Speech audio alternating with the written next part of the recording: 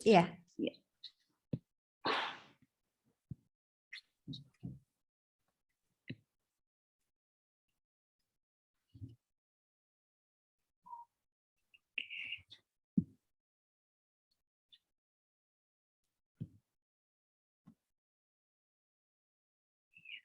Assalamualaikum warahmatullahi wabarakatuh. Bismillahirrahmanirrahim. Ya, senang sekali bisa bertemu dengan Bapak dan Ibu lagi pada hari ini untuk sesi Zoom yang kedua kali ya, Bapak dan Ibu. Sebelumnya bulan lalu sudah dilaksanakan Zoom bersama Aurum Way mengenai apa itu Montessori, dan karena banyaknya pertanyaan dan masukan ke Ibu Wina di Aurum Way, minta dilanjutkan lagi mengenai Montessori ini. Nah, alhamdulillah hari ini saya ada jadwal yang bisa dipakai untuk sharing mengenai praktik kehidupan sehari-hari. Jadi sesuai dengan yang disampaikan di flyer, yaitu hari ini saya akan berbagi pengetahuan dan pengalaman mengenai manfaat praktik kehidupan sehari-hari yang merupakan salah satu area yang ada di metode Montessori. Senang sekali melihat banyak Bapak dan Ibu dari berbagai daerah yang sangat antusias mendengarkan sharing hari ini. Semoga sharing hari ini bisa bermanfaat, dan nanti Bapak dan Ibu boleh juga mencatat pertanyaannya di chat, dan juga setelah sharing presentasi disampaikan juga kita bisa berdiskusi, tanya jawab jika ada yang ditanyakan dan apa kegiatan yang bisa dilakukan di tempat di mana Bapak dan Ibu mengajar. Oke, saya mulai saja. Mungkin ada Bapak dan Ibu yang baru yang tidak ikut di Zoom yang sebelumnya. Oke, ini mulai lagi, dia nggak bisa. Bentar ya.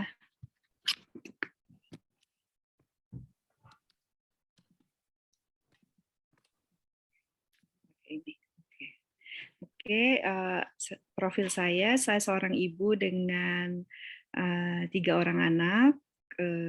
Anak saya yang pertama sudah bekerja, kemudian dia dari UI jurusan komunikasi, yang kedua sedang menyelesaikan kuliahnya semester terakhir di UI juga, ambil computer science, dan yang memakai baju abu-abu itu adalah anak saya yang paling kecil, seorang tunarungu, seorang anak berkebutuhan khusus yang tidak mendengar, tapi sekarang dia sudah menggunakan alat dan bisa berkomunikasi verbal. Saya seorang sarjana pendidikan dari IKIP Jakarta dan mengambil Montessori diploma. Sebelum saya fokus di dunia pendidikan, saya adalah seorang pegawai di PricewaterhouseCoopers dan PT IBM Indonesia. Kemudian saya mendirikan sekolah Aluna Montessori, sebuah PAUD inklusi di Jakarta, dan juga ada cabangnya di Banda Aceh, dan juga Zivana Montessori di Makassar.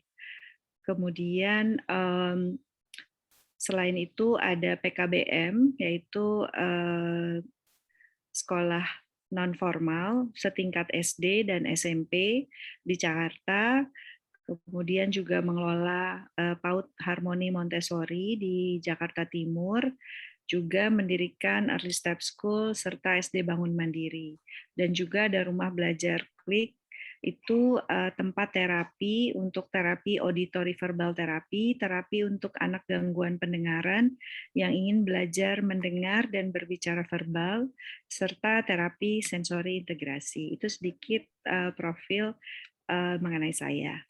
Oke, kita mulai. Sebelumnya pernah saya sampaikan metode Montessori itu ada 5 area. Jadi metode Montessori itu mengajarkan anak konkret ke abstrak dan juga prepared environment. Jadi menurut Maria Montessori bahwa anak belajar dari lingkungannya. Untuk itu kita orang dewasa penting sekali menyiapkan lingkungan yang baik untuk anak-anak belajar. Nah, lingkungan yang baik menurut Dr. Maria Montessori itu adalah lingkungan kelas di mana untuk yang di sekolah ya adalah lingkungan kelas di mana kelas tersebut disiapkan sedemikian rupa terdiri dari 5 area. Nah, 5 area itu sebelumnya setelah saya sebutkan yaitu praktik kehidupan sehari-hari, kemudian ada sensorial, kemudian ada bahasa, matematika, dan budaya. Nah, hari ini yang akan dibahas adalah praktik kehidupan sehari-hari. Nah, praktik kehidupan sehari-hari ini adalah kegiatan sehari-hari. Memang material-material yang berada di area ini adalah area yang sehari-hari anak lihat di rumah. Gitu. Praktik kehidupan sehari-hari ini juga merupakan area penting di dalam kelas Montessori. Terlihat kegiatan-kegiatannya sederhana, tetapi ini merupakan area penting dan juga area awal sebelum pindah ke area yang lain. Ya, kemudian di area ini mengajarkan keterampilan hidup. Jadi bagaimana anak mengurus dirinya sendiri, bagaimana anak berkomunikasi, kemudian mengembangkan motorik, kognitif, sosial, dan emosi anak. Jadi area ini merupakan area yang sangat penting dan area awal dari kegiatan Montessori. Nah, di area ini setiap material memiliki maksud dan tujuan. Kemudian di Montessori itu tidak ada material yang jenisnya sama. Jadi setiap jenis itu hanya ada satu material. Mengapa hanya ada satu material? Karena tujuannya adalah agar anak belajar bergantian, kemudian antri. Jadi misalnya ada satu material, tapi semuanya ingin mainan yang sama. Kemudian anak diajarkan bagaimana solusinya gitu. Sementara banyak keluarga yang Bapak Ibu yang misalnya punya anak lebih dari satu, seringkali membeli mainan yang sama untuk kedua anaknya. Karena Bapak Ibunya, aduh pusing kalau mereka dibeli satu pasti berebutan, ya kan? Nah, padahal harusnya tetap kita belinya satu saja. Nanti diajarkan bagaimana bergantian, bagaimana mengantri, atau bermain bersama. Silahkan mereka yang memutuskan solusi apa yang mereka pilih untuk memainkan material tersebut. Kemudian kegiatan ini seperti yang tadi sudah saya sampaikan merupakan persiapan untuk pembelajaran selanjutnya. Karena di kegiatan-kegiatan ini adalah merupakan kegiatan-kegiatan salah satunya yaitu contohnya misalnya menstimulasi motorik halus. Motorik halus anak itu distimulasi. Nah, itu adalah tujuannya untuk agar anak bisa menggunakan alat tulis, memegang alat tulis dengan baik, dan memiliki daya tahan yang kuat. Itu kan juga merupakan persiapan untuk ke area bahasa. Kemudian juga persiapan misalnya bagaimana ke area matematika. Sebelum anak belajar akademis, kalau dia masih belum bisa duduk tenang, rentang konsentrasinya masih pendek, itu akan kesulitan untuk belajar akademis. Maka penting sekali anak melakukan kegiatan di praktik kehidupan ini, kehidupan sehari-hari ini. Salah satunya itu ya tadi, menstimulasi motorik halusnya, kognitifnya, kemudian memperpanjang rentang konsentrasi. Kemudian kegiatan-kegiatannya itu ada auto education. Sebenarnya ini nggak usah mikir yang sulit-sulit, yaitu misalnya bagaimana kalau tumpah gitu. Atau bagaimana kalau tumpah, apakah harus dilap, apakah harus diambil lagi objeknya, seperti itu. Jadi anak juga belajar dari kesalahannya sendiri. Kemudian materialnya, material dari praktik kehidupan sehari-hari ini merupakan benda-benda yang sehari-hari dilihat di rumah, ditemukan di rumah. Kemudian bendanya memang benda yang ada di rumah. Misalnya nanti ada contoh, ada gelas, ada mangkok, ada jepit jemuran, itu kan yang memang ada di rumah. Misalnya nanti juga ada ulekan, dia untuk mengulek, kemudian dia belajar membuka kancing, resleting. Nah, material-material ini diletakkan di atas nampan kalau di kelas. Mengapa di atas nampan?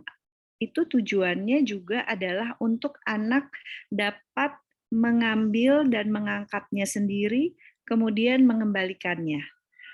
Oleh karena itu, material-material ini harus diletakkan di tempat yang mudah diambil oleh anak. Kalau ditaruh di lebih tinggi, kan pasti dia harus minta tolong. Sementara di praktik kehidupan sehari-hari ini ingin mengajarkan anak untuk mandiri. Jadi material-material harus diletakkan di rak yang mudah diambil, tidak tinggi, tidak rendah, gitu ya. Kemudian menunjukkan berbagai ukuran, berat dan tekstur serta warna, bersih, menarik dan bervariasi agar anak tertarik untuk melakukan kegiatannya. Kalau tidak menarik, kan anak juga nggak mau melakukannya. Kira-kira seperti itu. Nah, ini fotonya beberapa material yang ada di kelas pada area praktik kehidupan sehari-hari. Jadi ada mangkok, ada sendok, kemudian ada teko untuk menuang, ya, nanti ada penjepit, kira-kira seperti itu. Nah, ini contoh ruang kelas Montessori di Sekolah Aluna. Jadi ada ada rak, kemudian ada material-materialnya, 5 area. Jadi kalau memang ingin mengajarkan kepada anak dengan metode Montessori, itu ada 5 area di dalam kelas Montessori. Kira-kira ini gambaran supaya Bapak dan Ibu dapat gambaran sebuah kelas Montessori. Kemudian, seperti tadi judul yang sudah disebutkan, apa sih manfaat dari praktik kehidupan sehari-hari ini untuk anak-anak usia dini? Pertama, yaitu dia memahami tatanan atau urutan. Jadi, kegiatan ini mengajarkan anak urutan. Misalnya, sebelum dia melakukan kegiatan, dia harus ambil alas kerjanya dulu. Kemudian dia mengambil nampannya, mengambil materialnya, mengerjakan, selesai, mengembalikan lagi. Nah, di Montessori itu harus seperti itu dan sama setiap hari. Kemudian juga anak diajarkan hanya boleh mengambil satu material. Jadi misalnya nih ada anak, saya mau ambil ini, mau ambil itu. Oke, kamu ambil satu dulu, kerjakan, kembalikan, setelah itu baru ambil yang lain.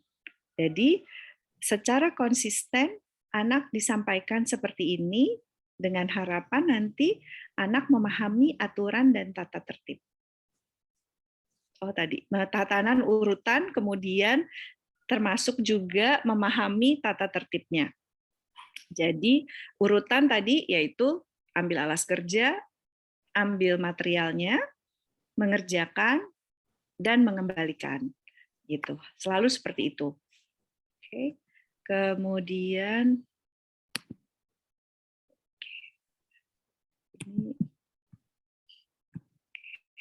Kemudian manfaat lainnya adalah koordinasi mata dan tangan. Hampir semua material di praktek kehidupan sehari-hari itu bermanfaat untuk koordinasi mata dan tangan. Maksudnya adalah anak melihat kemudian melakukan kegiatannya. Jadi ada koordinasi mata dan tangan. Kemudian memperkuat motorik halus dan kasar. Jadi di area praktik kehidupan sehari-hari ini yang paling utama sih atau yang paling banyak kegiatannya itu memperkuat motorik halus. Namun ada juga motorik kasarnya karena memang anak usia dini itu sangat dipengaruhi atau masih dalam proses memperkuat motorik halus dan motorik kasar. Nah, seringkali orang tua melupakan atau guru melupakan memperkuat motorik halus ini dan kasar ini langsung ke akademis. Misalnya, ada yang sekolah-sekolah yang langsung anak diminta atau disuruh pegang alat tulis, sementara jarinya itu masih belum kuat, masih belum kuat untuk memegang alat tulis. Nah, itu berdampak kepada anak cepat lelah atau dia tidak mau lagi nanti memegang alat tulis. Oleh karena itu penting sekali untuk memperkuat dulu motorik halusnya. Nah, motorik kasar itu juga penting. Kalau misalnya anak belum puas lompat, ya kan, belum bisa misalnya melompat dengan dua kaki, mengangkat satu kakinya dan sebagainya, lari, ya kan, itu juga membuat anak tidak mau duduk dalam waktu lama karena memang dia motorik kasarnya belum distimulasi dengan baik. Itulah mengakibatkan banyak anak yang masih muter-muter, ya kan, tidak mau melakukan kegiatan. Oke. Kemudian meningkatkan konsentrasi. Ini yang tadi saya bilang, kegiatan-kegiatan di praktik kehidupan sehari-hari itu memperpanjang rentang konsentrasi. Jadi daripada kita orang dewasa, guru ataupun orang tua, ayo dong, kamu harus konsentrasi, kamu fokus gitu. Lebih baik kita kasih kegiatan di mana pada saat dia melakukan kegiatan itu dia akan fokus. Nah, lambat laun, semakin lama dia melakukan kegiatan itu, rentang konsentrasinya semakin panjang. Nah, kalau rentang konsentrasinya itu semakin panjang, artinya nanti pada saat guru mau memberikan pelajaran akademis, itu dia sudah bisa menyerap karena dia sudah bisa konsentrasi dibandingkan anak-anak yang masih berlari-larian atau gampang terdistraksi gitu ya. Kalau ada temannya ada suara ribut dia langsung menoleh kemudian tidak bisa kembali berkonsentrasi. Jadi memang di area praktek kehidupan sehari-hari ini menurut saya manfaatnya itu betul-betul menyiapkan anak untuk belajar, untuk belajar akademis nantinya salah satunya gitu ya, karena banyak sekali manfaat yang membantu anak usia dini untuk siap menerima pembelajaran akademis. Kemudian menumbuhkan kemandirian dan rasa percaya diri. Sebentar.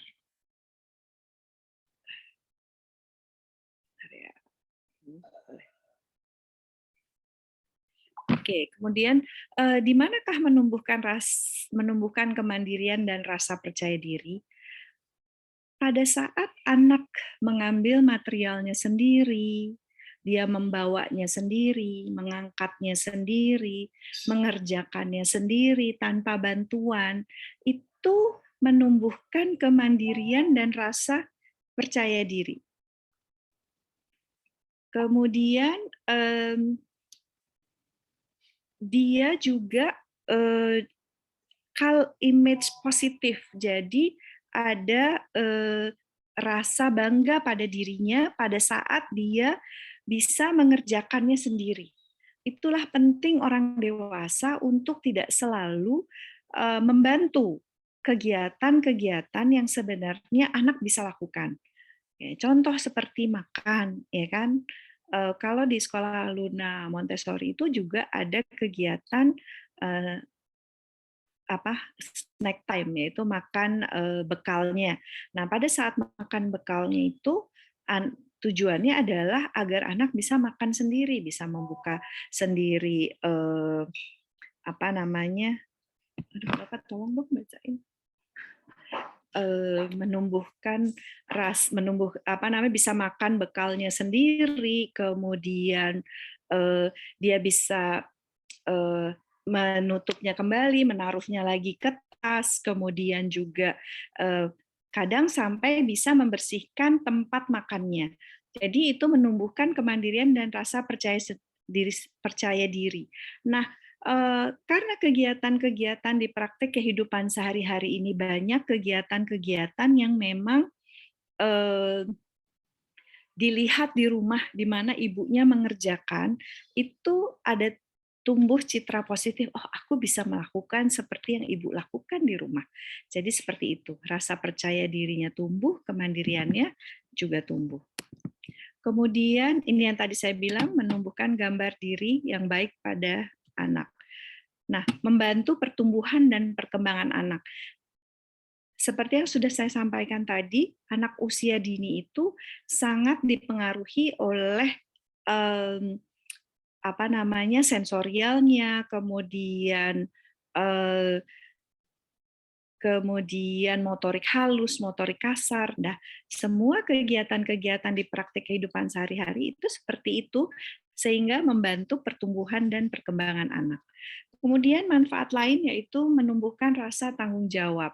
Jadi selain bisa menumbuhkan kemandirian dan kepercayaan diri, ada rasa tanggung jawab, yaitu di mana dia harus mengembalikan lagi materialnya ke tempatnya. Dia bertanggung jawab. Kemudian di Montessori itu pada saat kita mengambil dalam kondisi rapi, mengerjakan, mengembalikannya lagi juga dalam kondisi rapi. Itu yang diajarkan kepada anak.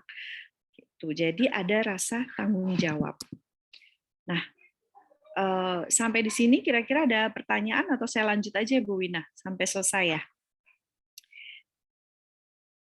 Oke, kategori yang ada di praktik kehidupan sehari-hari itu ada yang menguatkan motorik, menjaga lingkungan, mengurus diri, dan belajar sopan santun.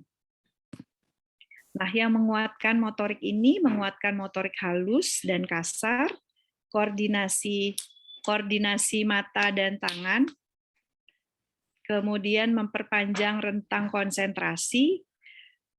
Contoh kegiatannya antara lain buka dan tutup botol, kotak, gembok gitu. Kemudian ada menggunting, ada menjahit, kemudian ada mengepang. Juga membuka dan menggulung alas kerja, menyendok, menuang, menjepit, melipat ya. Nah, ini fotonya di kelas Montessori. Jadi ada anak yang sedang menuang. Kalau Bapak dan Ibu perhatikan, itu semuanya fokus terhadap kegiatannya. Fokus, dan dia menguatkan motorik halusnya yang menyendok. Saya pernah ada orang tua yang lihat di kelas gitu ya, dia daftar di sekolah Aluna, kemudian dia melihat anaknya, kenapa Bu, setiap hari kalau saya lihat anak saya itu cuma nyendok aja, kalau nyendok di rumah aja katanya. Terus saya bilang, Bu, waktu 2 minggu yang lalu, saat pertama kali menyendok, dia masih tumpah. Kemudian pegang sendoknya, dia masih begini, ya kan, tidak menggunakan 3 jarinya. Kemudian dia tidak mengerjakan sampai selesai. Itu 2 minggu yang lalu.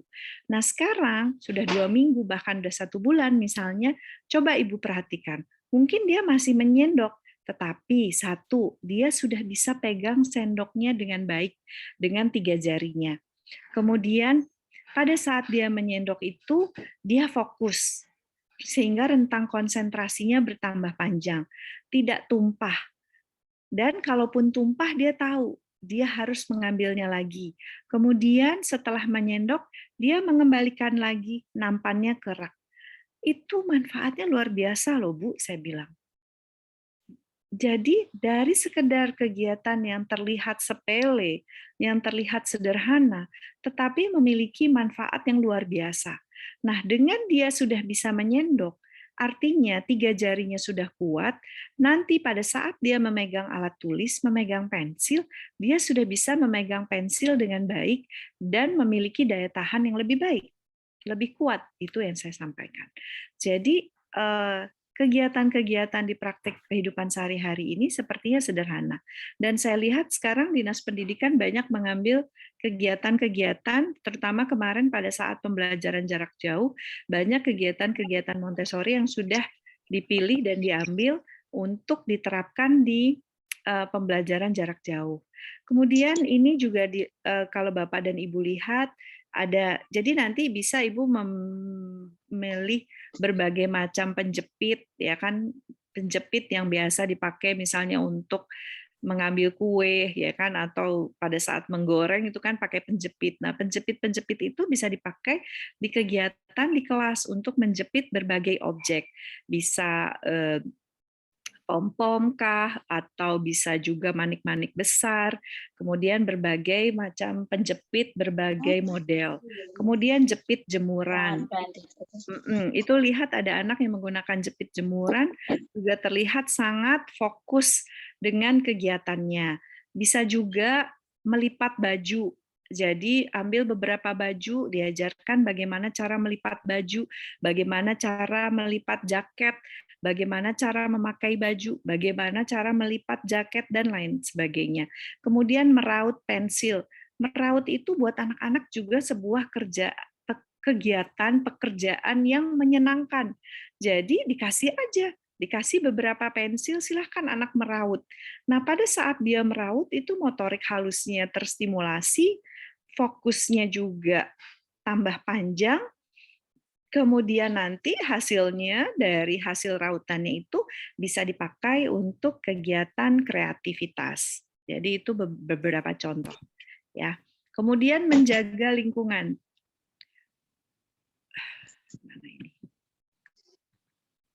Menjaga lingkungan, mengajarkan cara menggunakan dan merawat barang. Nah, di praktek kehidupan sehari-hari ini juga diajarkan bagaimana menyapu. Mungkin ada orang tua, ya udah menyapu di rumah aja. Nah, di rumah belum tentu. Nah, di sekolah diajarkan menyapu ini. Misalnya setelah makan ada yang tumpah, nah itu anak diajak untuk menyapu, membersihkan makanannya yang tumpah tadi. Kemudian buka dan tutup yang tadi seperti saya sampaikan. Jadi botol-botol di rumah tuh Bu, jangan dibuang, bisa dipakai untuk melatih anak-anak motorik halusnya, konsentrasinya juga. Jadi ada botol yang bukanya putar, ada yang bukanya flip, kemudian ada berbagai kotak, kardus, atau juga Tupperware, ya, toples-toples makanan itu juga bisa dipakai. Kemudian bagaimana membuka mur dan baut gitu, gembok, itu semua motorik halus. Jadi apa-apa yang kegiatan yang dilihat di rumah bisa dipakai untuk pembelajaran di kelas. Kemudian menjahit. Menjahit ini bukan menjahit yang pakai mesin jahit ya, Bu. Jadi bisa juga misalnya kan sekarang ada papan yang ada bolong-bolong, kemudian anak memasukkan melalui lubang-lubangnya itu, nah itu bisa dibilang menjahit. Atau bisa juga sebenarnya sekarang itu ada jarum yang dari plastik ya, jadi kemudian ukurannya besar. Nah itu bagaimana anak memasukkan benang ke dalam lubang jarum, kemudian menjahitnya bisa pakai cross stitch, itu juga bisa kristik bahasa Indonesianya. Kemudian menggunting, belajar menggunting, membersihkan meja. Jadi setelah makan anak diminta membersihkan mejanya. Nah, menyobek kertas itu sepertinya sederhana, tapi itu belum tentu anak bisa loh. Jadi menyobek kertas, nanti ada kertas yang tipis, kertas yang makin tebal, itu buat anak sulit. Jadi itu juga salah satu contoh kegiatan. Kemudian mengurus diri, mengajarkan kemandirian dan kebersihan diri. Jadi di sini bagaimana cara mencuci dan mengeringkan tangan, kemudian belajar menyisir, ya kan? Kemudian ada belajar mengepang. Nah, mengepang ini bisa dibuat dari tali sepatu ya, Bu. Ada 3 ya tali sepatu untuk belajar mengepang. Itu juga motorik halusnya, konsentrasinya terstimulasi, kemudian belajar mengepang itu sendiri sebuah skill, ya kan, itu sebuah kemampuan. Kemudian belajar membuang ingus. Jadi kalau anak ingusan bukan kita yang bersihkan. Jadi diajarkanlah bagaimana cara membuang ingus. Kadang anak tuh nggak bisa. Dia ada ingus, dia sedot lagi. Nah, bagaimana caranya? Diajarkan bagaimana untuk membuang ingusnya, kemudian membersihkannya, memakai dan membuka baju gitu ya. Kemudian memasang kancing itu diajarkan juga di area ini. Kemudian ini masih lanjutan. Jadi yang tadi ada material buka resleting, bisa juga misalnya berbagai macam dompet resleting, itu anak suka sekali melakukan kegiatannya. Kancing tekan, seperti kancing jepret ya Bu, kemudian kancing besar, kancing kecil, velcro itu yang seperti keretan gitu ya, bahasa Inggrisnya sih velcro, kemudian memasang ikat pinggang, tali sepatu, yang paling susah membuat pita, ya kan, kemudian nanti cuci tangan, oh tadi mengepang itu sudah disebutkan ya. Nah, kemudian terakhir itu sopan santun. Jadi di area ini juga diajarkan sopan santun. Bagaimana cara menyapa, misalnya hello, apa kabar, atau assalamualaikum, waalaikumsalam, itu diajarkan di sini. Kemudian bagaimana cara bersalaman yang baik, bagaimana cara menyela, misalnya mau minta izin, ya kan, atau memotong pembicaraan, bagaimana meminta sesuatu, bagaimana meminta maaf, kemudian diajarkan berjalan di atas garis, kemudian permainan diam. Jadi daripada ayo diam, diam, diam gitu, anak-anak nggak mau Bu. Jadi kita bikin permainan, misalnya coba kita dengar ada suara apa ya di luar, sampai cari suara yang paling pelan yang bisa didengar. Nah, itu kan membuat anak diam. Misalnya, ada suara burung nggak ya? Atau ada suara jam tik-tak, tik-tuk gitu. Bisa nggak dia dengar? Jadi itu permainan diam seperti itu. Nah, jadi di Montessori ini, help me to do it myself. Jadi, bantu saya mengerjakan sendiri. Jadi bukan bantu saya mengerjakan. Jadi anak-anak usia dini ini diharapkan untuk bisa mengerjakan sendiri. Bagaimana caranya? Yaitu kita orang dewasa, guru, orang tua, membiarkan anak, memberi ruang kepada anak untuk mengerjakan sendiri gitu. Jadi, contoh sederhana tadi, ya seperti menyendok, menuang, misalnya minta bantuan anak untuk tolong ambilkan sendok, yuk kita rapikan gitu. Terus mau pergi pakai sepatunya sendiri. Biasanya ada ibu-ibu, soalnya lama Bu kalau pakai sepatu, sementara kita buru-buru. Nah, artinya kalau memang tahu anaknya lama, ya ibu siap lebih cepat. Jadi dia ada waktu untuk dia mengerjakan sendiri. Karena kalau setiap kali dia bantu, dia tidak akan mau lagi. Pasti akan seterusnya dia akan minta tolong terus gitu. Tapi kalau diberi ruang untuk anak mengerjakan sendiri, bantu saya mengerjakan sendiri, paling bisa ibu bantu ya, tapi dia tetap mengerjakan gitu. Kalau memang sudah kesulitan seperti itu akan tumbuh kepercayaan dirinya, kemandiriannya, motorik halusnya juga semakin baik, rentang konsentrasinya juga semakin baik, citra positif pada dirinya juga tumbuh. Jadi banyak sekali manfaat dari kegiatan praktik kehidupan sehari-hari. Itu akhir dari presentasinya. Nanti bagaimana cara mengerjakannya, karena di Montessori itu untuk melakukan satu kegiatan itu ada urutannya gitu. Misalnya harus menyendok dari kiri ke kanan, kemudian mengembalikannya lagi. Tapi karena hari ini kita temanya adalah manfaat dari praktik kehidupan sehari-hari, jadi itulah manfaatnya. Oke. Baik, terima kasih Bu Rina. Kita tunggu. Nah, sudah ada 2 pertanyaan nih Bu yang di WA ke tim admin kami nih. Pertama dari Irma Fahmi. Assalamualaikum Kak. Wah, Ibu dipanggil Kakak. Waalaikumsalam. Masih awet muda ya, Alhamdulillah.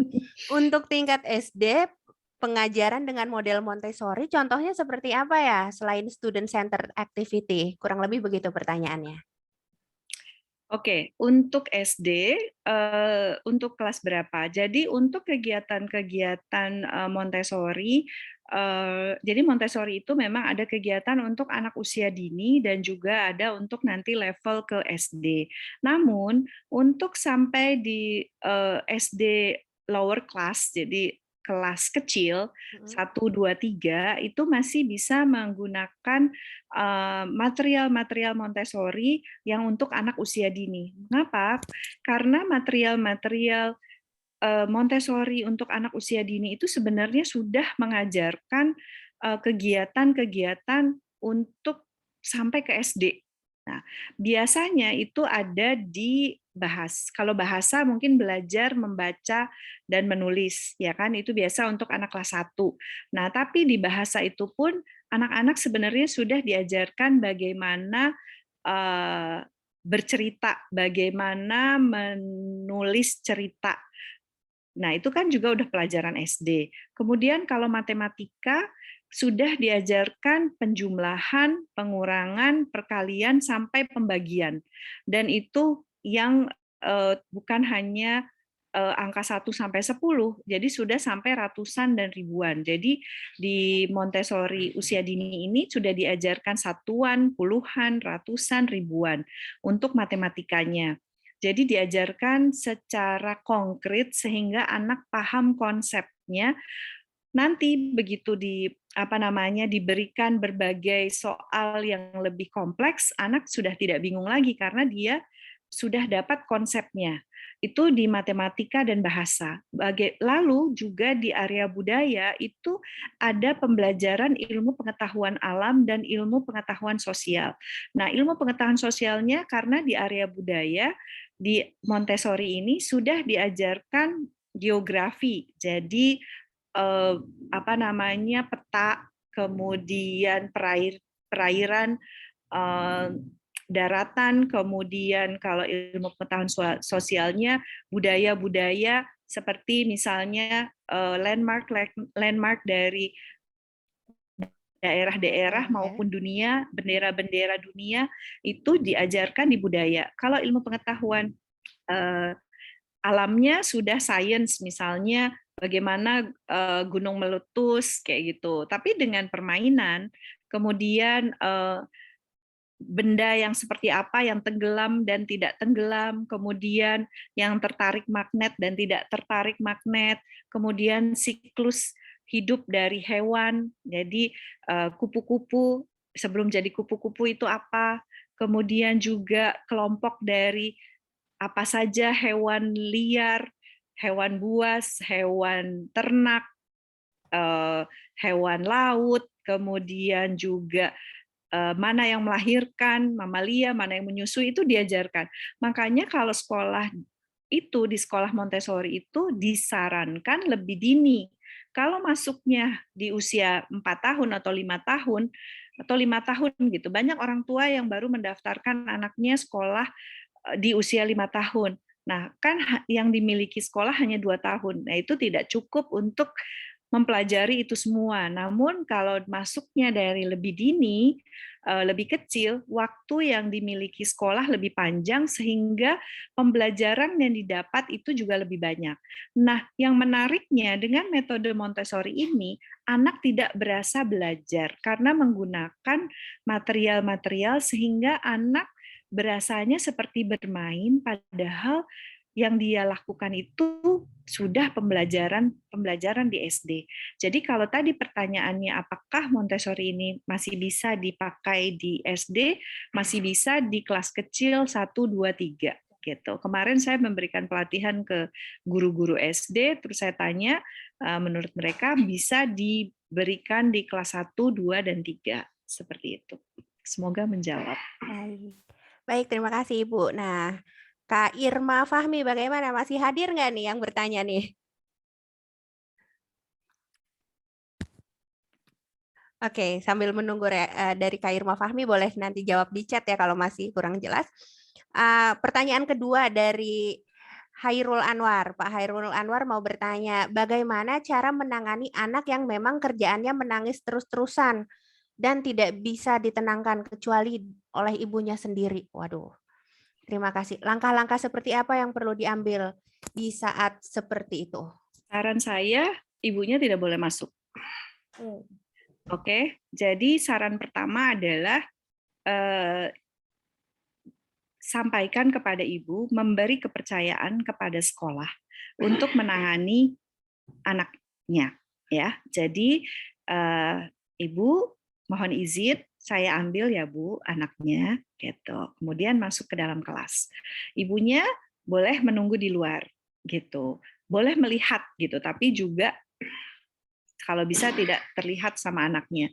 Tetapi ibunya juga diminta izin kepada anaknya, nak kamu sekolah ya, gitu. Kamu sekolah ya sama ibu guru, ibu tunggu di luar. Jadi nggak usah juga ibunya sembunyi-sembunyi berlari, terus yang penting anaknya nggak lihat, terus anaknya diambil gurunya. Enggak, kita harus jelas kepada anak. Jadi guru menjelaskan kepada anak untuk kepada ibu bahwa izin untuk ambil anaknya, kemudian ibunya juga izin bahwa kamu harus sekolah. Kemudian nanti serah terima sama guru, kemudian guru berikan kegiatan di dalam kelas. Bisa jadi 2 jam dia akan nangis terus, ya kan, di dalam kelas. Nggak apa-apa, tetapi sudah sama gurunya. Kenapa kalau gurunya masuk terus, orang tuanya di dalam terus, ya nggak selesai-selesai nangisnya. Karena kan anaknya belum kenal dengan baik gurunya. Dia pasti akan cari ibunya. Nah, disitulah dengan dipisahkan dengan ibunya, disitulah saatnya anak berkenalan dengan guru, merasa nyaman dengan guru. Jadi diberi ruang kalau di sekolah ya sama guru, nanti pas di rumah sama orang tua. Kemudian nggak apa-apa 2 jam nangis misalnya. Bilang sama ibunya, besok bawa lagi ya Bu, jangan putus asa. Karena kalau misalnya, ya udah kalau nangis terus, nggak usah sekolah lagi deh, gitu. Ya dia akan begitu terus. Setiap kali anak menemukan mendapatkan ke lingkungan baru, situasi baru, itu dia akan menangis. Kan anak juga butuh proses untuk beradaptasi kepada lingkungan baru. Nah, sekolah ini menjadi lingkungan baru buat anak. Ada anak yang merasa insecure, dia merasa tidak nyaman karena dia terlalu dekat sama ibunya misalnya. Nah, inilah saatnya untuk memberi ruang kepada anak untuk mendekat dengan gurunya, dengan lingkungannya, dengan teman-temannya. Pelan-pelan, dan itu ada yang nangisnya mungkin hari pertama 2 jam, besoknya jadi 1,5 jam, besoknya berkurang lagi. Tetapi begitu prosesnya. Nah, guru di dalam kelas juga harus tenang, gurunya juga nggak boleh panik. Kalau gurunya panik, anaknya juga makin nangis. Gurunya harus tenang, berikan kegiatan-kegiatan yang menarik untuk dia gitu, sehingga dia ternyata sekolah itu menyenangkan ya, gitu. Kalau enggak kan dia bayangkan, aduh ini ada ruangan kecil gitu ya, terus ada orang yang nggak saya kenal. Nah itu membuat dia takut gitu. Nah tapi misalnya masih nangis juga, nah itu berarti perlu diobservasi apakah anak tersebut memiliki kebutuhan khusus gitu. Karena kalau anak-anak yang tidak memiliki kebutuhan khusus, biasanya prosesnya seperti itu, 1-2 minggu bisa selesai. Tapi ada juga yang kalau memang berkebutuhan khusus perlu observasi atau assessment dari ahlinya, misalnya psikolog atau dokter tumbuh kembang, seperti itu. Itu kita rujuk aja gitu. Kira-kira seperti itu. Semoga menjawab. Amin. Terima kasih Ibu. Semoga Pak Hairul Anwar bisa menjawab pertanyaan Bapak ya. Nah, sekarang kita beralih ke di chat nih Ibu. Ada pertanyaan dari Ibu Eni Septi. Bolehkah kita interupsi dengan kata-kata ketika anak melakukan kesalahan ketika sedang bermain dengan material Montessori? Dan apa yang sebaiknya kita lakukan? Apakah kita langsung membenarkannya atau mengarahkannya dengan kata-kata atau tindakan, misalnya menyusun pink tower untuk anak usia dini, kurang lebih seperti itu. Oke, di Montessori berarti Ibu sudah paham Montessori, sudah tahu pink tower, sudah bertanya pertanyaan yang Montessori sekali. Oke, jawabannya adalah kalau pada kegiatan Montessori itu memang kita memberi ruang kepada anak untuk melakukan, maksudnya melakukan kesalahan. Jadi dia nggak apa-apa, kita nggak harus langsung memperbaikinya. Nah, nanti misalnya masih salah, kita bisa bantu untuk ibu bantu ya, gitu. Misalnya kan nggak mungkin Pink Tower itu bisa berdiri kalau apa namanya yang kecilnya di bawah, gitu kan. Nah, nanti kita bisa bantu. Atau satu lagi, sebelum anak melakukan kegiatan Pink Tower, ibu guru memberi contoh dulu, presentasi dulu kepada anak, sehingga anak bisa melihat. Biasanya satu kali itu nggak cukup. Bisa jadi dia masih melakukan kesalahan. Nah, nggak apa-apa. Ya sudah, biarkan aja. Oh, oke, sudah selesai. Nanti besok kita presentasi lagi. Kita berikan presentasi terus sampai akhirnya dia paham dan dia menyadari bahwa dia salah gitu. Dia oh gitu. Kita nggak usah bilang oh salah gitu. Jadi di Montessori tidak boleh menyebutkan salah atau menyebutkan salah. Kita bisa mengkoreksi ini yang betulnya, tapi kita nggak bilang salah. Oh, gitu. Baik, terima kasih. Dan pertanyaan berikutnya, sebenarnya sudah masuk ke WA kami ada 5 dan satu lagi di chat. Nah, kita jawab yang di chat dulu ya, Bu ya. Ini Ibu Lilis Rosuswati, bukan pekan lalu ya. Di yang pertama beliau juga hadir. Dan kalau tidak salah bertanya ya. Assalamualaikum, bagaimana cara menerangkan seperti malaikat, nabi, rasul, dan Allah kepada anak-anak tunarungu? Karena mereka dalam pembelajaran lebih kepada visual, sedangkan untuk pembelajaran tersebut tidak bisa digambarkan secara visual. Wah, buat saya berat. Usianya berapa? Oke, Ibu Rosus, saya panggil Ibu Lilis ya. Ibu Lilis, usianya berapa nih Ibu Lilis? Oh, usia dari SD, Bu. SD, anak tingkat SD. Kelas berapa nih Bu, kalau boleh lebih spesifik? Kalau itu pelajaran itu kan dari tingkat SD kelas 1 ya? 1 sampai itu sudah ada. Oke. Ini adalah memang sebuah pembelajaran yang sulit karena kan nggak konkret ya. Kan sesuatu yang tidak konkret itu tidak hanya anak usia dini. Kita pun yang orang dewasa, kalau kita belajar sesuatu yang abstrak tanpa kita lihat konkretnya, pastinya susah, ya kan? Kalau saya sih, terutama saya pribadi, saya pasti akan lebih mudah memahami kalau konkret. Nah, untuk mengajarkan ini, kalau menurut saya itu sama seperti kita mengajarkan kalender, ya. Kalender itu kayak hari, bulan, tahun, itu kan juga abstrak. Nah, bagaimana kita mengajarkannya kalau di anak-anak usia dini, mau nggak mau kita ajarkan setiap hari. Setiap hari bahwa hari ini hari Senin, besok hari Selasa, setiap hari diajarin, kemarin hari apa, setiap hari, sampai akhirnya dia paham bahwa waktu itu berjalan dan hari itu berganti. Kemudian ada hari, tanggal, bulan, dan tahun. Nah, menurut saya, saran saya untuk mengajarkan ini juga mau nggak mau kita harus berulang-ulang mungkin, kemudian kita sampaikan dengan cerita-cerita gitu sampai nanti. Tapi kan anak tunarungu itu kesulitannya adalah kosakatanya kurang kan, pasti kosakatanya terbatas. Itu yang sebenarnya menjadi lebih sulit lagi untuk anak reguler aja yang memiliki kosakata yang cukup itu sulit, ya kan? Malaikat, apa itu malaikat? Ya kan? Apa itu nabi? Jadi tapi kita mengajarkan anak reguler itu kan juga dengan bercerita, dengan buku gitu. Makanya anak tunarungu ini memang disarankan untuk banyak baca buku sih. Saya sih belum ketemu ide lagi sih Bu. Kalau saya, menurut saya yang paling bisa itu memang dengan baca gitu ya, cerita. Kalau ke anak saya, karena anak saya tunarungu juga, dengan kesehari-harian sih, sehari-hari. Misalnya apa namanya, misalnya dia berhasil gitu, kamu berhasil itu karena Allah yang mengizinkan kamu berhasil, kamu bekerja keras, tapi hasil itu adalah Allah yang menentukan. Ya mau nggak mau dengan cerita-cerita seperti itu.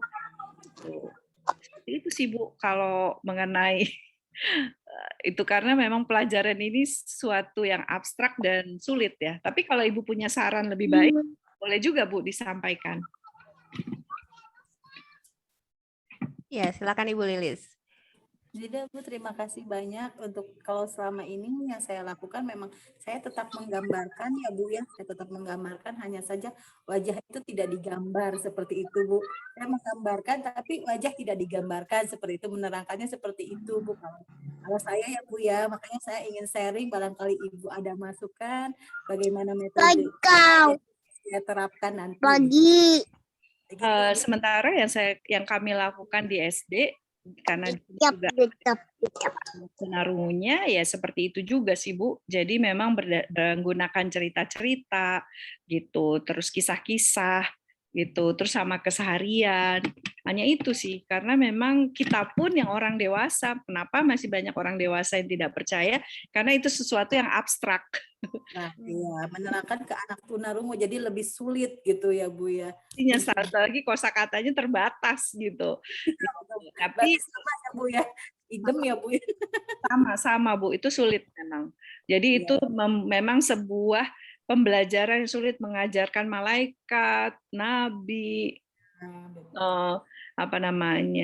Allah kepada anak tunarungu gitu. Jadi kalau saya kepada anak saya sih seperti itu. Kemudian yang di sekolah juga dengan kisah-kisah, kemudian bercerita gitu. Ya tadi Ibu udah betul sih Bu yang Ibu ajarkan. Amin kalau begitu. Takutnya ada metode yang lain gitu Bu, bisa sharing begitu. Kalau yang itu nggak ada Bu. Terima kasih banyak Ibu. Terima kasih Ibu Lilis atas partisipasinya. Jadi kalau bisa saya summary jawaban dari Ibu Rina tadi, kalau mau menjelaskan sesuatu yang abstrak itu pertama, kalau untuk anak yang tunarungu itu pertama kita mesti tingkatin dulu kosakata anak-anaknya itu dulu ya Bu.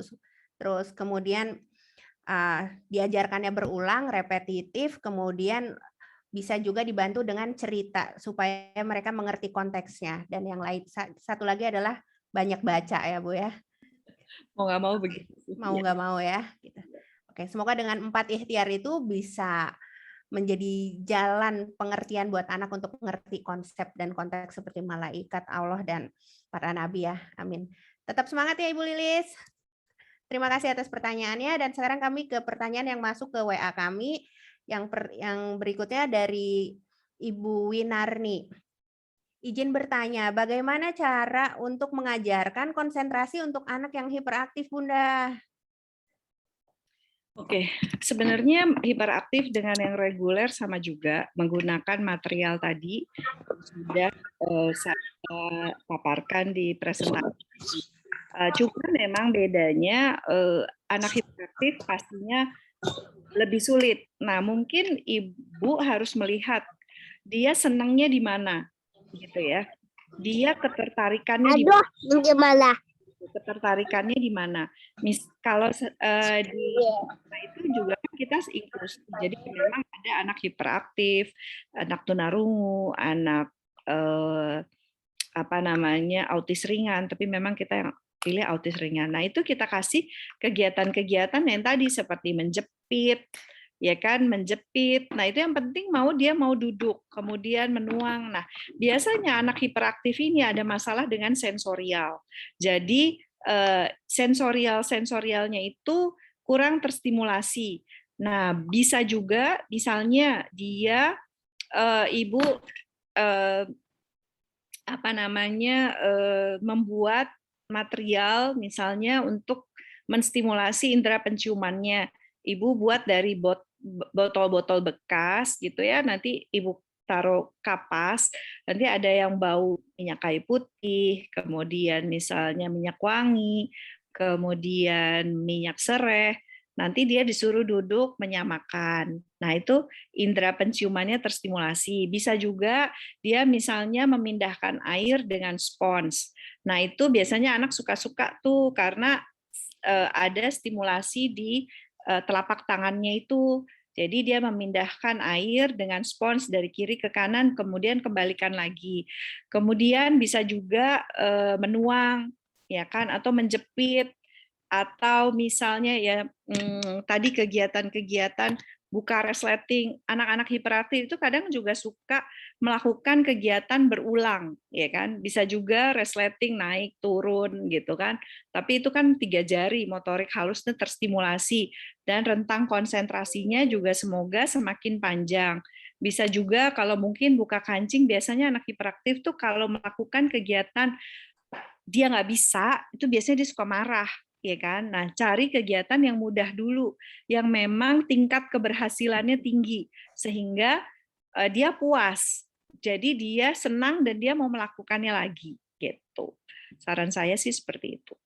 Bisa juga memang motorik kasar.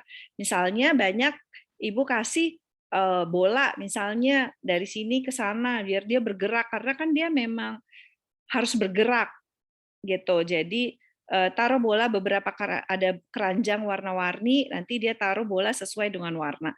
Paling begitu sih Bu. Jadi motorik kasar dan motorik halus, atau dia coba berjalan membawa nampan di atas garis, bolak-balik lagi gitu. Kemudian atau menggunting, bikin kertas yang dengan gunting dengan zigzag gitu. Dia suruh menggunting dengan mengikuti garis. Bisa juga misalnya potong-potong buah gitu. Lakukan kegiatan-kegiatan yang menarik dia gitu. Bukamur kadang-kadang yang laki, misalnya anak laki itu dia suka karena dia mungkin lihat bapaknya bukamur dan baut gitu. Itu juga memperpanjang rentang konsentrasi, kemudian menstimulasi motorik halusnya, atau buka gembok, atau juga misalnya grendel gitu, berbagai macam grendel dia belajar buka tutup. Seperti itu sih contoh-contoh kegiatannya. Baik Ibu, ini ada satu pertanyaan yang agak nyambung nih dengan yang tadi tentang menuang nih, dari Anggi. Anggi nanya gitu, untuk kegiatan menyendok apabila anak ternyata langsung nuang dari mangkok itu, apa yang harus dikatakan? Ini sangat spesifik, mungkin dia juga guru Montessori kalian ya Bu? Oke, dia kan menuang. Oke, terus ya sudah, kan dia seperti itu. Bisa kita, oke, Ibu contohkan dulu ya. Misalnya kita bisa bilang gitu, kita nggak usah salah, jangan, nggak usah gitu. Oh, oke, dia udah tuang nih. Oh, kalau gitu Ibu contohkan dulu ya. Kamu tunggu ya, gitu. Terus dicontohin. Nah, bisa juga makanya kita lihat usianya. Kalau usianya lebih kecil, objeknya jangan terlalu banyak. Karena kalau objeknya terlalu banyak, dia pasti maunya jadinya menuang. Karena dia bilang, susah nih gitu. Jadi harus dilihat usianya dan tingkat keberhasilannya. Jadi kalau kecil kita taruh objeknya sedikit aja. Dia 2-3 kali nyendok udah selesai gitu. Nanti kan dia balikin lagi. Jadi dia mau melakukannya. Nah, kalau semakin besar baru kita bisa tambahkan lagi objeknya karena rentang konsentrasinya sudah semakin panjang dan dia sudah mau duduk. Jadi kalau anak yang kecil-kecil, misalnya di bawah 2,5 tahun gitu, tuh biasanya memang masih pendek. Jadi jangan banyak-banyak objeknya. Enggak mau dia pasti tuang gitu. Gitu. Terus kalaupun misalnya udah agak besar tapi dia baru belajar, itu juga objeknya lebih sedikit sehingga anak tadi mau mengerjakan, dan begitu dia selesai mengerjakan, citra positifnya itu tumbuh. Sebaliknya, kalau kita langsung kasih ke material yang komplit, yang banyak, terus tingkat kesulitannya tinggi, dia besok nggak mau kerjakan lagi gitu. Semoga menjawab. Baik. Ini pertanyaan masih banyak banget Bu, nggak apa-apa kita lanjut terus ya sampai kejawab semua. Nggak apa-apa. Oke, berikutnya dari Ai di Jakarta. Bagaimana menggunakan metode Montessori dengan menggunakan bahan dan alat yang seadanya di rumah? Mungkin tadi tidak hadir dari awal ya, silakan. Boleh nih Bu. Jadi untuk yang di rumah sebenarnya banyak sekali yang bisa kita pakai, khususnya untuk praktek kehidupan sehari-hari ya, karena kita bahasnya praktek kehidupan sehari-hari. Nah, yang di rumah tadi, ulekan bisa kita pakai untuk anak mengulek gitu. Itu kan pergelangan tangannya juga terstimulasi, kemudian dia mengulek, dia senang gitu. Tapi lagi-lagi cari objeknya yang untuk diuleknya itu ya jangan cabai. Jangan cabai ya. Kemudian Kok di-mute? kepencet ya, dia kemiri gitu ya. Jadi dia bisa dengan mudah menguleknya tadi kan, jadi percaya dirinya, wah aku bisa nih seperti mama. Kemudian potong-potong kalau yang di rumah, kemudian menyendok, berarti sendok dengan 2 mangkok yang ada di rumah, isiannya bisa makaroni kah, bisa kacang hijau, bisa beras gitu. Nanti itu dipakai untuk menyendok dan menuang kering, kemudian spons ya kan, memindahkan air dengan spons, penjepit yang di dapur untuk gorengan itu bisa untuk menjepit objek-objek, kemudian juga ajak anak untuk cuci piring, atau misalnya di dapur ajak anak untuk memotong kangkung gitu ya, memetik gitu, itu kan juga menggunakan 3 jari. Nah itu motorik halusnya 3 jarinya itu terstimulasi sehingga nanti dia siap untuk memegang alat tulis. Jadi sebenarnya praktik kehidupan sehari-hari itu malah banyak sekali material yang di dapur, yang di rumah yang dipakai gitu. Baju yang ada kancing besar atau kancing kecil, kemudian belajar melipat, ada serbet diajarin untuk bagaimana melipat serbet gitu, bagaimana melipat baju, bagaimana melipat jaket, bagaimana pakai kaos, bagaimana pakai sepatu. Jadi banyak sekali. Justru praktik kehidupan sehari-hari itu ada di rumah semua. Ya ampun, banyak banget ya practical life skill itu semuanya kayaknya ada di tugasnya ibu deh. Dan wow, peran ibu kayaknya di Montessori ya untuk practical life skill gede banget nih, banyak banget. Oh ya, kami juga di Our Room Way Foundation kami punya satu program lagi yang bertajuk Ibu Hebat Berdaya, di mana nanti akan ada material-material parenting.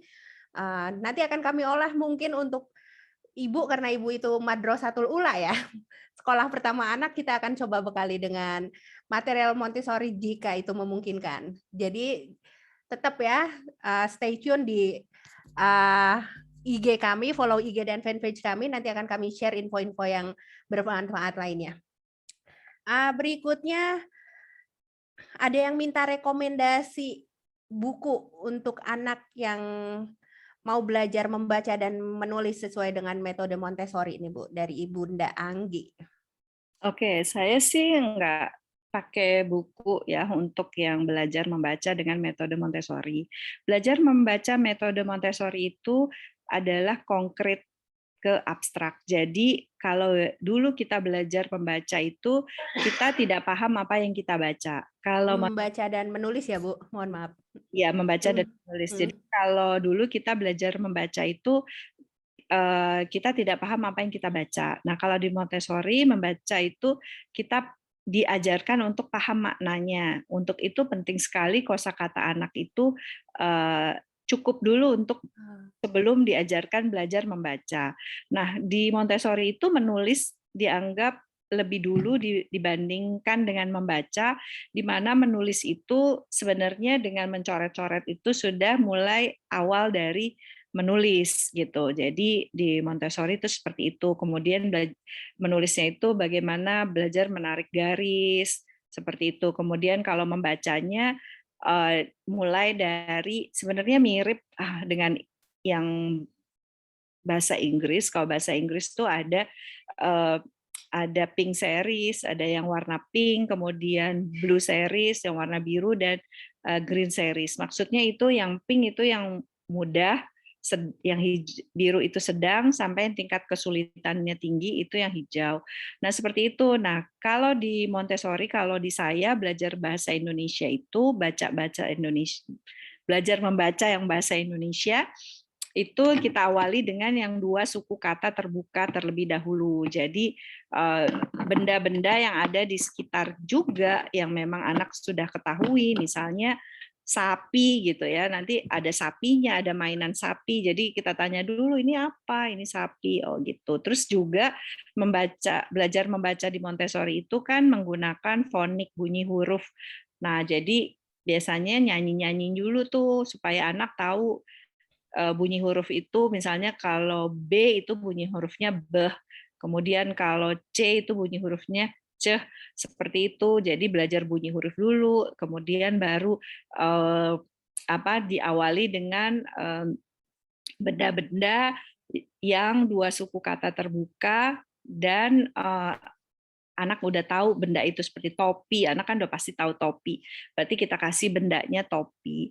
Kalau bukunya sih, saya mohon maaf nggak tahu ya, karena saya bikin sendiri juga itu konsep. Karena kan kalau belajar membaca dan menulis itu yang Montessori dia adanya versi bahasa Inggris. Yang versi bahasa Indonesianya itu kayaknya masing-masing buat gitu ya. Dengan versinya. Kalau versi saya tadi seperti itu. Baik, baik. Terima kasih, Wah, butuh sesi sendiri lagi nih kalau mau ngejelasin ini ya. Banyak, nggak cukup cuma Nggak cukup sekali nih. Jadi ini butuh sesi berikutnya. Ini sebenarnya bocoran. Nanti akan ada sesi lainnya. Ditunggu ya, teman-teman. Berikutnya dari Ibu Sri Rahayu, apakah metode pembelajaran Montessori ini sama dengan model pembelajaran minat berdasarkan sudut kegiatan? Terima kasih. Oke, metode pembelajaran untuk anak usia dini itu banyak sebenarnya. Ya kan ada active learning, kemudian ada multiple intelligence, ada juga yang katanya sekolah pakai Glendoman, ada yang lain. Menurut saya semua metode baik. Terus ada sentra juga ya, ada metode sentra. Semua metode itu baik menurut saya. Nah, tapi mirip enggaknya saya sih kurang paham ya. Kalau saya memang menggunakan metode Montessori secara penuh untuk sekolah Aluna Montessori. Jadi betul-betul menggunakan metode Montessori semua pakem-pakemnya diterapkan di sekolah gitu. Jadi nggak mencampur dengan metode lain. Oh, gitu. Baik, Ibu. Terima kasih banyak. Ada satu pertanyaan. Ini banyak banget pertanyaan yang masuk. Saya lagi sortir sebentar ya. Bagaimana cara mengajarkan kepada anak usia dini yang tidak mau ditinggal keluar? Oh, tadi melendot terus. Ini tadi agak relevan. Iya sih. Jadi ya, kalau ibunya nggak mau diajak bermain, dia nggak mau duduk bergeser sedikit, makasih anak nggak akan diam dan nunduk terus. Kalau yang tadi nangis, yang ini nunduk terus. Iya, itu kembali lagi juga pola asuh di rumah. Jadi kita sebagai guru di sekolah, alangkah baiknya kita bisa berbagi pengetahuan kepada orang tua di rumah bagaimana pola asuh yang sebaiknya. Dari tadi kan dia misalnya terlalu dekat sama ibunya ya karena misalnya semua sama ibunya, semua apa-apa dilakukan sama ibunya. Tapi ini juga karena 2 tahun pandemi ini kan anak tidak keluar rumah, jadi hanya di rumah bersama ibunya mungkin sehari-hari. Kalau bapaknya misalnya bekerja, ibunya di ibu rumah tangga kan jadi sama ibunya. Itulah mungkin sudah saatnya juga ke sekolah. Jadi kan sekarang memang pemerintah juga sudah memberikan wajib PAUD 1 tahun paling enggak, ya kan? Karena di situ anak belajar bersosialisasi. Jadi kalau di rumah memang orang tua pasti bisa memberikan pembelajaran. Saya yakin ibu-ibu di rumah sekarang, ibu-ibu sekarang hebat-hebat. Tetapi ada juga yang manfaat dari sekolah yang tidak ada di rumah, yaitu di mana di sekolah ada teman sebayanya untuk anak belajar berinteraksi dan bersosialisasi dengan teman sebayanya gitu. Kalau di rumah kan hanya sama ibunya sama orang dewasa. Nah, juga belajar untuk beradaptasi dengan lingkungan baru gitu. Nah, tinggal orang tuanya nih kalau memang anaknya terlalu dekat sama ibunya, ibunya juga perlu belajar memberi kepercayaan kepada anak bahwa dia bisa. Kadang ibunya juga yang kepingin diglendotin sama anaknya. Kadang orang tua juga nggak move on bahwa anaknya itu sudah mulai besar, bukan bayi lagi. Masih banyak bapak ibu gitu selalu menganggap anaknya itu kecil terus gitu. Enggak, maksudnya masih denial bahwa anak itu tumbuh makin lama makin besar gitu ya. Dia juga butuh bermain bersama temannya, butuh ruang juga untuk dirinya. Seringkali orang tua masih menganggap masih kecil, semua ditolong, kemudian dia ini gitu. Terus kayaknya diglendotin itu sebuah kebanggaan bahwa dekat sekali sama ibunya gitu. Ya bagus sih memang, menurut saya anak juga nggak jauh akan pergi juga dari orang tuanya gitu. Memang semakin bertambahnya usia, dia perlu ruang untuk dia berinteraksi dan bersosialisasi dengan teman sebayanya. Jadi orang tuanya yang perlu diedukasi juga, beri kepercayaan kepada anak untuk bisa melakukan, untuk bisa ke sekolah, kemudian dipercayakan kepada gurunya gitu. Jadi ibunya harus menunggu di luar, tidak selalu bersama anak di dalam kelas. Mungkin kalau sekolah usia dini masih bisa sekali-sekali orang tua menemani. Tapi nanti kalau udah SD, mau bayar berapa juga ibu bapaknya nggak akan bisa di dalam ruangan gitu kan. Nah, supaya bisa seperti itu kan harus dilatih dari usia dini, dari PAUD-nya, ya kan? Kira-kira seperti itu. Semoga menjawab. Nah, semoga menjawab ya. Aduh, orang tua yang istilahnya bucin ya, bucin juga sama anaknya, cinta buta. Oke, ini buat Ibu Eni Septiani nih, udah nanya dari tadi nih, baru sempat dibacain. Bagaimana penerapan Montessori untuk anak autis nih, Bu? Oke, metode Montessori ini baik untuk semua anak. Baik anak reguler, ya, anak yang tidak memiliki kebutuhan khusus, juga untuk anak yang berkebutuhan khusus. Dan di Aluna tuh itu ya Bu ya, kelasnya campur ya gitu. Jadi bukan sekolah khusus sekolah buat anak berkebutuhan khusus aja gitu ya, tapi nyampur. Ya, jadi inklusi. Keren ya. Inklusi itu pun juga masih disalahartikan. Kadang ada pemahaman orang tua kalau inklusi itu berarti sekolahnya berkebutuhan khusus saja gitu, seperti sekolah luar biasa. Padahal ya berbeda. Kalau sekolah luar biasa ya memang khusus anak berkebutuhan khusus. Kalau inklusi adalah mencampur, menggabungkan anak reguler dengan anak berkebutuhan khusus dan manfaatnya dirasakan oleh kedua belah pihak. Nah, untuk menjawab pertanyaan Ibu, untuk autis, kita lihat dulu derajat atau level dari autismnya. Apakah ringan, sedang, dan berat. Kalau ringan biasanya masih lebih mudah diajak bekerja sama. Sedang mulai kesulitan, berat apalagi. Nah, tetap walaupun begitu biasanya kalau autisnya itu ditangani sejak dini, semakin cepat ditangani, misalnya dari usia 2 tahun sudah terdeteksi bahwa dia memiliki hambatan atau kebutuhan khusus di autism, itu harus segera ditangani. Biasanya membutuhkan terapi sensori integrasi. Kemudian dia juga butuh kegiatan-kegiatan yang untuk membantu dia bisa kontak mata, ya kan? Kemudian bisa melakukan kegiatan dengan rentang konsentrasi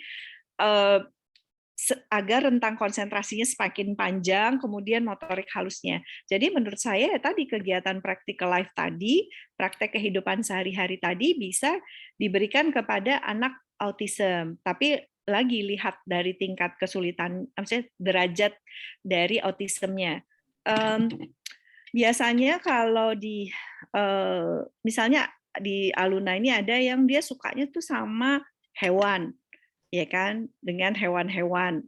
Nah, nanti ya bisa misalnya hewannya kita ajarkan untuk memindahkan dari mangkok yang satu ke mangkok yang lain gitu. Terus misalnya ada juga yang menggunakan bisa nggak dia menjepit, biasanya agak susah tuh menggunakan jepit jemuran.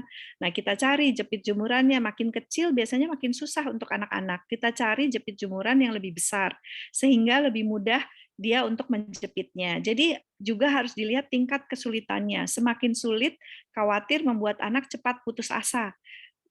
Jadi dia nggak mau lakukan lagi. Jadi cari kegiatan yang memang mudah dilakukan, kemudian tingkat keberhasilannya tinggi. Dan anak autis tadi, seperti yang sudah saya sampaikan, biasanya sangat dipengaruhi oleh sensorial. Biasanya ya itu tadi, bisa yang mencium-mencium, kemudian memindahkan air, karena kan ada sentuhan air, bisa juga misalnya mencari hewan-hewan di dalam mangkok atau baskom berisi pasir gitu ya. Nanti dia sambil mencari hewan-hewannya itu tangannya itu terstimulasi ke pasir-pasir itu gitu. Atau misalnya hewan-hewannya dimasukkan ke dalam air, nanti dia ambil hewannya satu-satu gitu. Itu dia akan senang dan dia mau duduk biasanya. Kan yang penting dia mau duduk karena biasanya anak autis itu nggak bisa duduk lama. Dia pasti maunya muter-muter, lari-lari. Atau juga ada anak autis yang senang benda berputar. Itu dia paling senang lihat kipas angin, itu dia bisa lihat kipas angin lama. Kemudian juga autism itu juga senang menaruh benda secara berurutan. Misalnya dari kecil terus dia urutin sampai dari kecil sampai yang besar. Kadang orang tua pikir wah hebat nih, emang hebat, tapi itu salah satu ciri autism. Gitu. Kalau dia mengurutkan benar-benar dia urutin secara rapih, itu kita perlu curiga juga. Gitu. Biasanya itu salah satu indikasinya. Nah itu berarti dia kan suka, ya nggak apa-apa, kita kasih aja material-material yang memang dia suka, mengurutkan dari pendek ke panjang, dari kecil ke besar, gitu. Dari misalnya yang bulat-bulat, yang bulatnya kecil sampai bulat besar, kayak gitu. Itu berbagai kegiatan yang bisa dilakukan. Kemudian juga motorik kasar, misalnya menendang bola gitu supaya nendang bolanya masuk ke dalam gawang, belum tentu bisa loh anak kecil. Biasa dia bisa menendang kemana-mana, melempar aja dia belum tentu bisa. Bisa nggak dia melempar ke orang di depannya? Jadi melemparnya nggak kemana-mana gitu. Jadi banyak sekali kegiatan yang bisa dilakukan. Mungkin itu beberapa contoh. Baik, terima kasih Bu. Semoga jawabannya bisa memberikan satu insight tersendiri untuk penanya. Nah, ini Mbak Widya dari Lombok nih. Raise your angkat tangan tadi ada. Silakan Mbak Widya, masih ada nggak nih? Silakan yang dari Lombok ya. Silakan, ada pertanyaan yang mau disampaikan?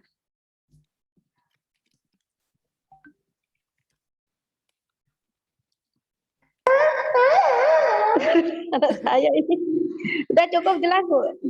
Oke, sudah cukup jelas ya. Terima kasih. Oh ini belajar bersama si kecil ya. Semangat Mbak Widya. Semangat. Ya, makasih. Makasih. Dadah. Nah ini Bu, ini pertanyaan yang sangat Montessori. Ya tidak sangat tapi cukup deh. Bagaimana sebaiknya bila ada anak hanya fokus bermain pada satu material saja, dibiarkan saja atau dialihkan ke material yang lain? Oke, anak memang cenderung main ke satu material. Ada dua kemungkinan. Pertama, dia nggak tahu main yang lain, ya kan? Jadi perlu diobservasi apakah memang guru sudah memberi contoh cara menggunakan material yang lain, gitu. Kalau saya biasanya di awal kegiatan kita kasih contoh kepada semua anak cara menggunakan material Montessori setiap hari lain-lain gitu. Jadi sehingga diharapkan dia mau menggunakan material lain gitu. Kalau misalnya masih itu belum berhasil juga, kita misalnya one on one, berarti kan ke satu anak itu kita contohkan material lain, bagaimana cara menggunakannya, kemudian ajak dia melakukan material itu. Misalnya masih belum mau juga, ajak bersama temannya gitu. Tapi jangan dilarang untuk dia melakukan mainan yang dia suka gitu. Karena kan memang di Montessori itu ada freedom within limits. Jadi bebas berbatas di mana anak bebas memilih material yang mau dia kerjakan. Bebas anak melakukan atau memilih yang dia kerjakan. Kan jam Montessori itu juga panjang. Nanti setelah dia memainkan mainan yang kesukaannya, barulah guru datang untuk memberikan contoh cara menggunakan material lain. Dengan begitu harapannya anak mau melakukan. Yang saya alami sih biasanya karena dia nggak tahu mainan yang lain, terus dia nyaman dengan yang itu karena dia udah tahu persis dia bisa menyelesaikannya. Sementara yang lain tuh dia nggak tahu gitu. Tapi misalnya masih belum berhasil juga, ajak bermain bersama teman-temannya kayak grup gitu, kegiatan secara grup, kemudian bergantian. Seperti itu kita mulai memperkenalkannya untuk mengajak menggunakan material yang lain. Semoga menjawab. Baik, terima kasih Ibu. Baik, ini ada satu pertanyaan terakhir nih sebelum kita tutup acaranya, tapi jangan pada pergi dulu semuanya, karena nanti ada pengumuman-pengumuman untuk kegiatan kita selanjutnya yang insya Allah bermanfaat untuk kita semua. Oke, pertanyaan terakhir nih dari Ibu Sri Winarni. Oh ya, Bu Wina, sebelum Ya. itu saya kepingin ibu-ibu dan bapak-bapak chat apa yang sudah didapat dengan presentasi hari ini, pelajaran apa, feedback-nya ya.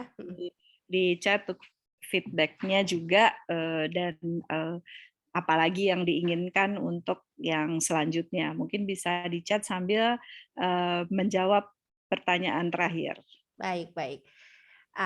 Jangan lupa chatnya juga disampaikan ke WA kami. Nanti WA-nya akan kita kumpulkan dan kami kirimkan ke Ibu Rina. Jadi kita udah kompilasi semuanya. Ini Bu, masukan dari rekan-rekan semua, apa yang sudah didapat dan apa yang masih ingin dipelajari lagi. Jadi kita tahu mau ngolah bahannya nanti seperti apa. Jadi bisa dibilang kita bisa tailoring the program for you. Nah, tinggal dikasih tahu butuhnya apa. Ya, jadi saya juga tahu apakah penjelasan saya cukup jelas, gitu kan. Kemudian apa yang sudah saya sampaikan itu apa aja nih yang didapat, gitu. Ya. Baik. Jangan lupa ya Bapak Ibu, tolong bantu. Oke, Assalamualaikum Bunda. Izin bertanya lagi nih, apakah perlu sebelum anak mulai belajar di sekolah, pihak sekolah mengadakan parenting untuk mensinkronkan pembelajaran untuk anak tersebut? Satu anak aja ya, kan memang sebelum pembelajaran dimulai biasanya suka ada MPLS ya, masa pengenalan sekolah ya, masa pengenalan lingkungan sekolah. Nah, itu adalah masa di mana sebenarnya pihak sekolah bisa menjelaskan program-program yang akan dilakukan 1 tahun ke depan gitu. Itu biasanya dilakukan di awal tahun ajaran. Kemudian bisa juga disampaikan pada saat laporan perkembangan siswa, ya kan? Kalau untuk anak berkebutuhan khusus di Aluna ini kita ada PPI, program pembelajaran individual. Jadi PPI ini pun juga harus disampaikan kepada orang tua sehingga orang tua tahu program yang akan dilakukan kepada anaknya untuk jangka pendek dan jangka panjang. Jadi nanti setelah 3 bulan akan direview apakah target jangka pendeknya tercapai. Kalau belum, apa yang belum tercapai dan apalagi yang harus dilakukan ke depannya. Jadi untuk anak reguler ataupun anak berkebutuhan khusus sebenarnya sebaiknya semua pihak sekolah mempunyai programnya dan disampaikan kepada orang tua. Kenapa penting disampaikan kepada orang tua? Karena pihak sekolah dan orang tua itu adalah partner.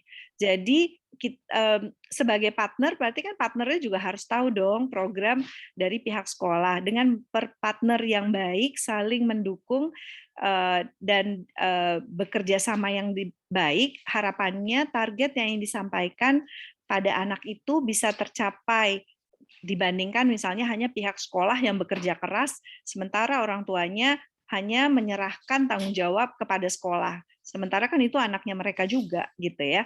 Jadi penting sekali memang menurut saya menyampaikannya di awal tahun ajaran kepada pihak orang tua sehingga terjalin kerjasama yang baik antara kedua belah pihak. Baik, terima kasih buat sarannya. Dan jangan lupa nanti di Arumbai Foundation kita juga akan ada kelas, akan ada program parenting, jadi tetap follow kami ya di IG. Dan jangan lupa pesan dari Ibu Rina, kasih tahu ke kami apa yang sudah didapat dan apa yang masih ingin dipelajari. Sebenarnya ini, ada satu lagi pertanyaan dari Bunda Tuti Robiatul Adawiyah. Beliau juga pekan lalu, yang pertama hadir nih. Mau tanya gimana cara menumbuhkan daya tarik terhadap anak yang nggak suka kegiatan motorik halus, Bu. Jadi dia senangnya nyanyi, nulis, hafalan lagu-lagu bahasa Inggris, tapi motorik halusnya jadi kayaknya ada ketidakseimbangannya. Terus gimana caranya? So, ini pertanyaan terakhir ya, mohon maaf. Oke, Silakan. pertama saya tanya dulu, sebenarnya kegiatannya sudah menarik nggak? Oh, jadi kan kalau misalnya tidak, kan harus menarik. Kita juga kan kalau mau diajak oleh seseorang harus menarik dulu. Misalnya diajak kemana gitu kan. Kalau nggak menarik ya nggak mau pergi juga ya kan. Kita juga lah dengan anak-anak, berarti kegiatan motorik halusnya harus menarik. Nah, kemudian kalau memang dia kesukaannya apa, kita lihat kegemarannya apa. Misalnya gemarnya bernyanyi, ya kita bisa melakukannya sambil bernyanyi, gitu kan. Misalnya kita menggunakan bebek gitu ya. Bebek-bebek itu dijepit dengan penjepit, dipindahkan dari satu mangkok ke mangkok yang lain, sambil misalnya menyanyikan lagu Potong Bebek Angsa gitu. Misalnya satu lagu selesai, harus selesai ya, memindahkan bebeknya banyak. Jadi memang butuh kreativitas dari orang tua untuk memberikan kegiatan yang menarik. Kemudian orang tua juga harus jeli melihat kegemaran anaknya itu apa. Jadi kita masuk dari kegemaran. Memang akan lebih mudah sebenarnya kalau ada kegemaran, malah lebih bagus. Lebih sulit kalau anaknya nggak jelas nih kegemarannya apa. Tapi kalau jelas kegemarannya apa, malah kita bisa mudah, kita masuk dari situ. Kita masuk dari kegemarannya, kemudian kita butuh kreativitas yang tinggi, bagaimana kita menciptakan kegiatan yang bisa sekalian menyalurkan kegemarannya. Pasti akan lebih seru gitu. Dia akan mau mengerjakannya. Kemudian anak itu juga suka dengan gambar-gambar yang berwarna, yang menarik, yang warna-warni gitu ya. Kita cari gitu material-material yang warna-warni, yang cerah gitu. Jadi jangan yang membosankan atau warnanya kurang menarik, misalnya hanya coklat gitu, itu mungkin kurang menarik gitu. Jadi butuh kreativitas yang tinggi dari orang tua ataupun guru. Semoga menjawab. Baik, terima kasih. Bapak Ibu sekalian, kita mau ambil selfie bareng nih, Wifi ya. Silakan videonya dinyalakan. Mungkin ada satu yang menyampaikan apakah sambil kita menunggu teman rekan-rekan yang lain menyalakan videonya ya. Ada yang mau menyampaikan saran atau kritik ya Bu, atau feedback? Apa yang didapat ya? Oke. Tadi udah boleh ada. Saya izin Bunda. Assalamualaikum. Waalaikumsalam. Boleh saya menyampaikan atau berefleksi dari hasil belajar saya hari ini ya Bunda? Silakan. Saya hari ini sangat senang. Saya mendapatkan pengetahuan lebih tentang metode Montessori hari ini. Dan saya juga dapat metode untuk menenangkan anak didik saya yang hiperaktif. Metode pembelajaran yang ingin saya pelajari lagi Bunda, saya ingin belajar tentang metode Montessori yang berikutnya yang lebih mendalam lagi Bunda. Insyaallah. Terima kasih Bunda. Assalamualaikum. Waalaikumsalam Ibu Sri. Terima kasih. Ada lagi yang lain yang mau menyampaikan?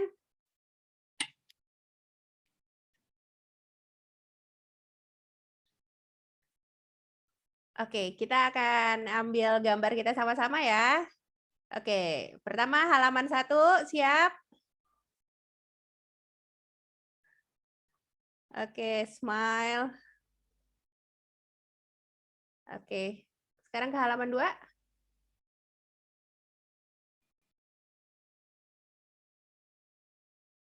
Oke, di halaman 3.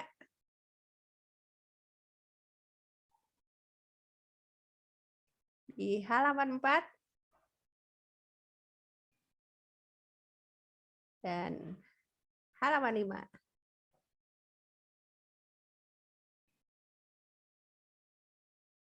Baik.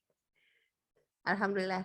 Nah, Bapak Ibu sekalian jangan lupa tetap kirim ke WA admin kami juga ya mengenai apa yang sudah didapatkan. Kalau misalkan diketiknya kelamaan, boleh deh pakai voice note, nggak apa-apa. Nggak apa-apa, nanti kami ketik. Oke, apa yang sudah didapat dan apa yang masih ingin dipelajari ya Bapak Ibu sekalian. Terus nanti untuk door prize akan kita umumkan di grup WA. Jadi jangan left grup dulu. Baik, kita sudahi pertemuan kalian ini dengan membaca hamdalah, alhamdulillahirabbil alamin. Semoga berkah, ilmunya manfaat dan bisa jadi amal jariah untuk kita semua, terutama untuk Ibu Rina yang udah sharing, dan juga untuk Ibu dan Bapak sekalian yang nanti bakal praktekin itu dan sharing ke sebanyak anak yang bisa. Amin. Insya Allah. Terima kasih banyak Terima kasih banyak Bunda. Ya, sampai ketemu di webinar berikutnya ya. Dadah. Assalamualaikum Waalaikumsalam warahmatullahi wabarakatuh. Waalaikumsalam warahmatullahi wabarakatuh. Inlet, Bu. Ya, monggo silakan.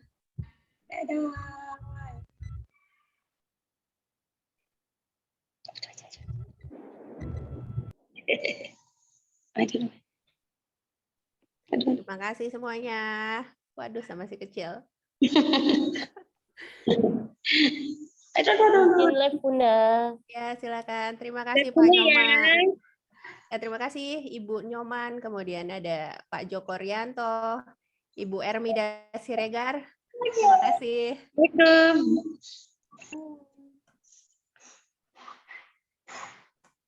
Makasih Bunda. Assalamualaikum. Waalaikumsalam. Jangan lupa join lagi Pak Joko. Siap, siap. Siap. Kemudian ada Ibu Pita. Banyak nih catatannya Bunda. Alhamdulillah. Senang juga pada stay sampai dari awal sampai akhir. Terima kasih juga Pak Joko. Iya. Pada lagi kerja nih sama teman. Wah, Masya Allah. Wah, ya ampun lagi Tika. Iya. Siap. Bisa langsung diaplikasikan nanti Bunda. Insya Allah, mudah-mudahan bermanfaat. Amin, Allahumma amin. Sehat-sehat Bunda. Kakak moderator, sehat-sehat. Amin, amin. Terima kasih Bunda. Assalamualaikum. Waalaikumsalam. Ibu Eni, terima kasih. Kami. Kasih banyak Ibu. Kasih banyak. Wah, Pak Yan, makasih banyak. Iya. Kasih banyak. FM-Kof. Jangan lupa join lagi Pak Yan. Oke, WA, apa yang didapat, apa yang masih mau dipelajari. Nanti biar kami kembangkan lagi, insya Allah. Siap. Oke, makasih. Ya.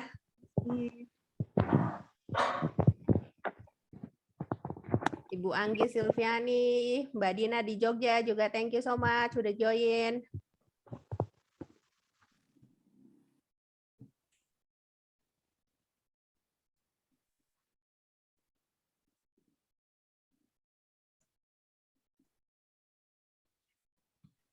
Oke, saya bantu keluar ya untuk yang lain. Bismillah.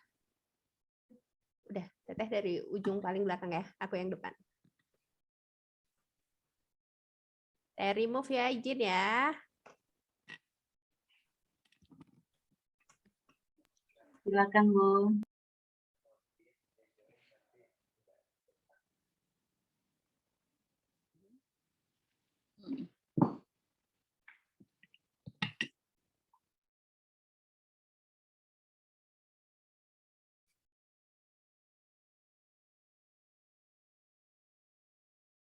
Terima kasih Ibu Ermida Siregar. Sehat terus. Banyak sekali ilmunya, sangat bermanfaat Bu. Alhamdulillah. Nanti kalau lain kali share lagi ya Bu. Kalau ada seminar lagi, ada Zoom lagi. Siap Ibu. Ya, makasih banyak Bu. Ibu dari Medan Ibu? Dari Medan Bu, Batang Kuis, Desa Bintang Meriah. Masya Allah. Deli Serdang.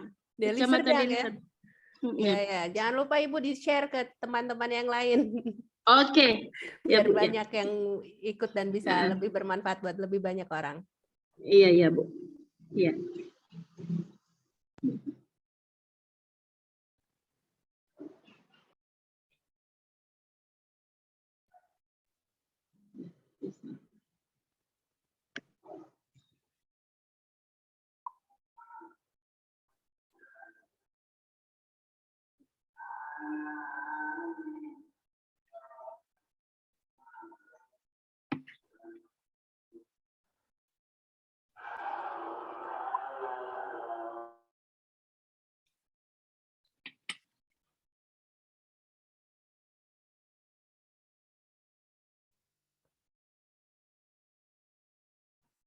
Makasih Bunda Nia, makasih Ibu Pita, Marsaulina Aritonang. Sehat terus ya Bu, join lagi sama kami nanti.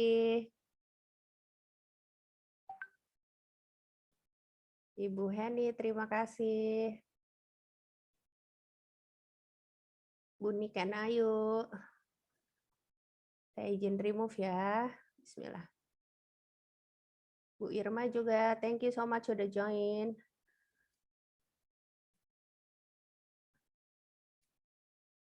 Bu Anggi, terima kasih.